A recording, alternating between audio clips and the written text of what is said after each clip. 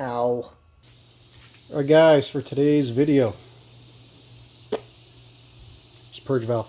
If you watched my last upload, I replaced the purge valve. This is the old one from the Cruise. If you've watched the video, I don't know, several months ago where I replaced the purge valve in the Acadia, I showed you how to do that. Both had badge purge valves, and in each video I kind of tried to explain reasons as to why these would go bad and how to tell. But honestly, since they were titled for a specific car, probably the only people that are seeing it are the ones that are actually looking for either a Cruise or an Acadia purge valve swap. So this video is going to be just about purge valves in general. This is an example. Alright, first and foremost, what is purge valve? So right here, it is this. You have the input and you have the output. This will generally be located up under the engine bay, pretty close somewhere to the intake manifold. So what this does is part of the evap system, and the evap system consists of your gas tank, your charcoal canister, your gas cap. What else could be considered in it? And that's kind of mostly the main things. So what it is a way to control the vapors that arise from the sloshing around of gas in the tank, or when you pump it out or whatever. Old cars like the Z28 here doesn't have a purge valve. It vents through the cap, and even now cars with the purge valves will also have a vented gas cap. Excuse me. But the newer cars which purge valves, these exist with the intention of trying to contain as much of that vapor as possible and then burn it throughout the combustion process. So you have the gas tank where you fill in the gas into it, you put the cap on, the gas tank fills up, you'll have your fuel pump that sits in there, pumps the gas out in the one direction to the intake. Usually they're all returnless styled now, so there's not another line that runs back to the tank. And then kind of like on the other side of the tank, you'll have the charcoal canister. Depending on where it is, most new cars have that attached directly to the gas tank. So if you need to replace your charcoal canister, you kind of got to drop the gas tank. However much of a problem that is depends on the vehicle. Actually, the charcoal canister in the Z28 is up over there in the front driver's side right at the front. So if that were to need to be replaced, that's much more simple. But from the charcoal canister, you'll have a tube that runs up here, runs into the intake of this, or the input, we'll call it the input of the purge valve, and then the output runs to the intake manifold. Now this, you can see, has two connectors, a two-prong connector, so it'd be a positive and negative. This would get signals from the computer that will send a signal here to send voltage to operate the solenoid to open it and close it. So what this does is, generally, this should be closed when the car is not running. That keeps all of the vapors and stuff into the fuel tank. If it is open, the car thinks that this is kind of a big vacuum leak, depending on how much it is. These usually fail by either getting stuck closed or stuck open. Most of the time, I think it's usually getting stuck open. So the car will think you have a vacuum leak, that it's getting too much air in, because it is, because now it's sucking up, getting air from the gas tank that's going in after the throttle body and the mass air or map sensor, depending on what it is, and throwing off the reading for air-fuel ratio. So these generally, they'll get stuck open, and then that just has a bunch of air coming in here going through. They will all fail. They all fail at some point in time. Some are worse than others per vehicle, but they're all pretty much the same thing. It's essentially like opening and closing a door here or a window to let stuff in and out, however you want to look at it, and it's run by the computer. Now, when these fail, there can be a lot of, well, it can give you signs and it cannot give you signs. We'll go through the things that can cause this to fail and what actually you could be doing. First and foremost, there is a dedicated code, I believe it is a P0496 in OBD2, I could be wrong there, that will say bad purge valve. Like, I don't know the exact wording of it, but it'll say, hey, your purge valve is bad. If you get that, consider yourself lucky, because in my experience, that is the least likely option to get when your purge valve goes bad. The second, Okay, the most likely scenario, I think, well, this is probably about 50-50 between these two, what the most likely scenario is of what will happen when you have a bad purge valve. First of all, you'll go and fill your car up with gas. Right as soon as you're done filling the car with gas, you go start the car, it won't want to start up. It'll just turn over. That is a telltale sign that the purge valve is stuck open and your car doesn't want to run, so it needs to be replaced there. The other second most likely thing is when you go to start the car up after it's been sitting for a while, like what's happening on the Cruise. You'll start it up and it'll start doing like a chugging as opposed to revving up and idling smooth. At a high idle, it'll go like jug, jug, jug, jug, jug, jug for who knows how long before it'll adjust itself, adjust the air-fuel ratio, and start running smoothly. Those are the two most likely culprits, or two most likely symptoms you will get of a bad purge valve. Now, since this is part of the evap system, you can still throw other evap-related codes like a PO 441, 442, 443, 445, 446, something like that, where it'll say things like small evap leak, large evap system leak. I got a notice on the dash of the car, of the Cruise, when this was going bad, to tighten the gas cap because it thought it was leaking in through there as opposed to through this. So any one of those codes may, not all the time, but may more than likely probably be related to this. The biggest culprit to throwing evap codes is usually you just don't tighten your gas cap down tight enough, or you leave it off. Like some people forget it and drive down the road.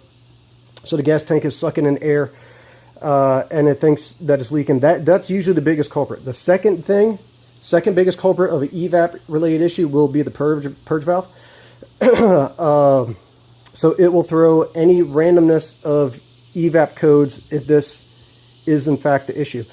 Another thing that you will get is you will notice bad performance and bad gas mileage. So since this is registered as a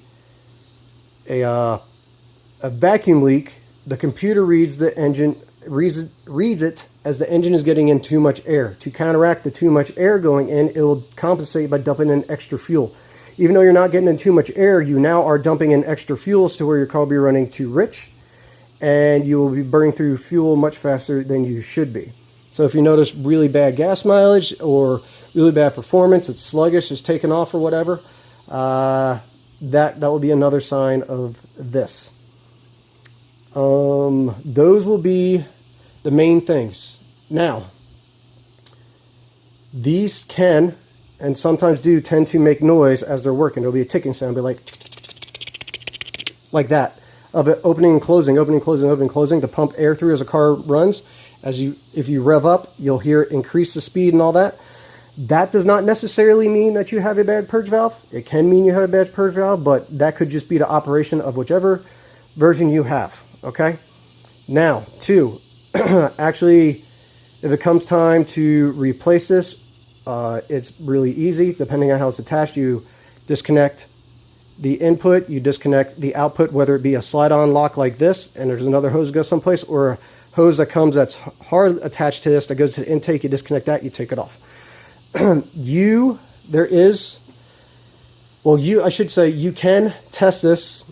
If it is stuck open while the car is running, you can remove this end that goes to the intake, and you can hold something like a rubber glove in front of this, and if it is stuck open, the rubber glove will start to be getting slowly sucked back into the purge valve.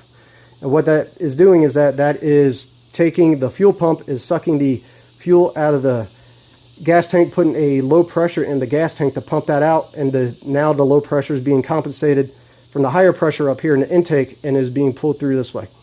That means it's stuck open, obviously. You can take this out and test it. It depends on what it is, but this is a positive negative, so you can take a 9-volt battery and get 2 alligator clips, hook up either side. You may have to adjust the polarity as you go, and hook it up to a 9-volt battery. If you hear it go, that means it is operating. It may not be bad, but it may not be operating, open and closing fully. A second way to do this is you would block off one end and you would pull a vacuum on one side with just a little hand vacuum pump, and let it sit for a minute or two and make sure it holds its vacuum. If it doesn't hold vacuum, it loses vacuum right away, it's stuck open. And that's the same thing as you are checking it on the car. It would start sucking through this way, meaning it's stuck open. If it does hold vacuum, and then you can then do the 9-volt battery trick here and try and open it up. And if it opens up and bleeds the vacuum off instantly, then this is good, more than likely good, and should probably look someplace else. Now, that all being said, depending on where you get these from, these are not expensive. So by the time you spend money getting just a hand vacuum gauge and maybe some alligator clips or whatever, if you don't already have them, maybe if you buy batteries are freaking ridiculous nowadays. You probably spent more than just buying a replacement purge valve, and it takes, depending on where it is, about 5 minutes or so to change. And depending on the car, maybe you do or do not need any tools. Now, if you're trying to be extra cheap, you can buy a can of carb and choke cleaner, and dump it in here. Just spray inside both ends of this and just take it, keep it sealed up, and shake, shake, shake, shake, shake to try and clean out any carbon, because when these do build up carbon, the more you the longer they sit around after driving, what was the vapor can turn back into a liquid fuel and kind of pool up in these and start building up and gumming up the piston, little solenoid piston inside, and not wanting it to operate. So there's that. You can try cleaning out. But again, can of carb and choke cleaner is like $8 or something like that. I think this one new was $13, I want to say. So, I mean, you do the math on that your own. There could also be an electrical problem with either these contacts are corroded and dirty, some water or something maybe got inside there in the connector, and the connector's leaking on it and shorted itself out. Or you could have damaged wires either at the connector end or somewhere in the wire chain of where these are. So with that all being said, they will fail eventually. Some fail a lot more than others, depending on the situation. Some new ones don't last very long at all.